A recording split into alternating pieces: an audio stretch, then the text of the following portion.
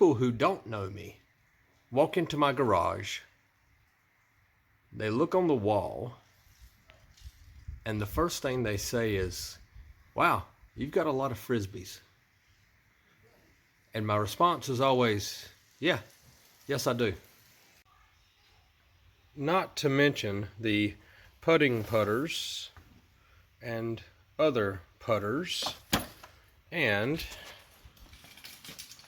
the actual bag itself. So yes, I have a lot of Frisbees. Basically everything you see here is Prodigy. Pretty much the entire first row is all Prodigy. We start out with, let me get in frame here, A4s, A3s, A2s, M model USs, M model S, M model OS, M4s, M3s, M2s, M1s, all the way up, and then we begin the fairways at around right here where we have F7s, F5s, F3s. I don't have an F2, which is kind of odd. A couple of F1s, and then shortly after the F1s we begin the H5, H4, H3, H2, H1, F model S, F model OS, pretty much the entire gamut when it comes to things that Prodigy offers.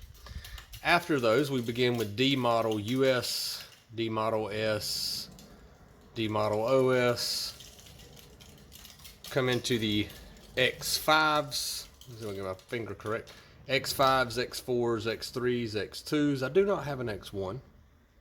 Again, pretty odd.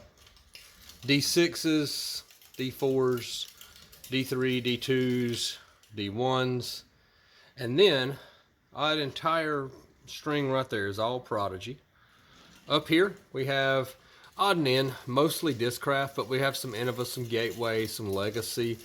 Over here on the top left, you'll notice most of those are in bags. Those are the ones that are more rare, have a rare stamp or a stamp that I really, really like.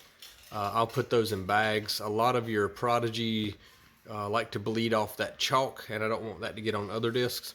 And just recently, I have found this entire bottom stack right here is all Trilogy. And I have found that I really, really enjoy throwing a lot of the Trilogy molds. A lot of them fit my game as good, if not better, than some of the Prodigy molds. So you're probably wondering, with all these Frisbees, all these discs, like, what in the world? Why do you have so many? And it's a sentimental value. It's kind of a collection thing. Some of them come from tournaments. Some of them come from other places. But like the very first putter I ever bought is in here. Stuff like that. But what's the dollar value? Like, how much did you spend to get all these? And I really can't even begin to tell you. Folks say, oh, get into disc golf. It's super cheap. You're not going to spend very much money. Yeah, I kind of disagree. But I will tell you this. When it comes to value, and I don't like to call something cheap if it's not expensive. There's a big difference in cheap and inexpensive or valuable. When it comes to value, in the Trilogy lineup, let's see if I can find them. Those guys right there, and I don't mean specifically the Fuse, but those Misprints are the best value that I have found when it comes to discs. If you're like me, you like a lot of discs, you like to have molds, you like to have different things to collect, Misprints. Almost none of them are ever the same. And for the most part, you're going to always get something unique. You're going to get something cool. You're going to get something you can hang on to. But the value is outstanding. Some companies, when you order a Misprint, you don't get to pick the weight or the color. They just kind of send you something, and there's usually a couple bucks knocked off the price. So you need to take an $18 disc, and they're selling it for $15. No big deal. Some companies will actually let you order the weight, but not choose the color or anything like that. Well, Dynamic Discs, specifically, let me get some of the stuff out of the way so I can get to the shelf here. Dynamic Discs specifically lets you pick the weight range and the color. So nearly every disc that you see here is a misprint of some sort. For example, here is a misprint Raider. So I have, and I don't have all of their molds, but I have quite a few. I have several Raiders. There's a Ballista, 2016 GBO Ballista, pretty neat. Trespasses, a few trespasses. Arrive, some sergeants and vandals, Audi, felon. I'm trying to remember all the names. I'm never going to remember them all. Saint, escape. There's a vandal. There's an evader. This is a new one I just started or just got yesterday. So you're going to notice that there's quite a few of them, and almost every single one of them are misprints.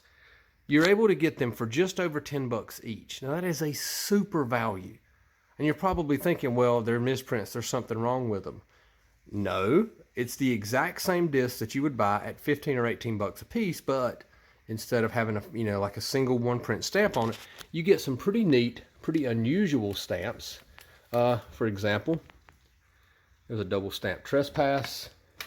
One of the ones I got the other day, pretty happy about it.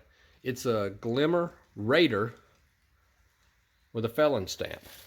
And I just so happen to have gotten a double stamped felon. So these are things that, like I say, you're not going to find them everywhere. They're always going to be just a bit unique. But when it comes to value for your money, if you're wanting to try out new molds or you're wanting to increase your backups, I guess you may say, look into misprints, specifically dynamic discs misprints, because they are really, really nice, great value, and you can get quite a few. I think it's over 20 bucks you get free shipping, so you can't beat that.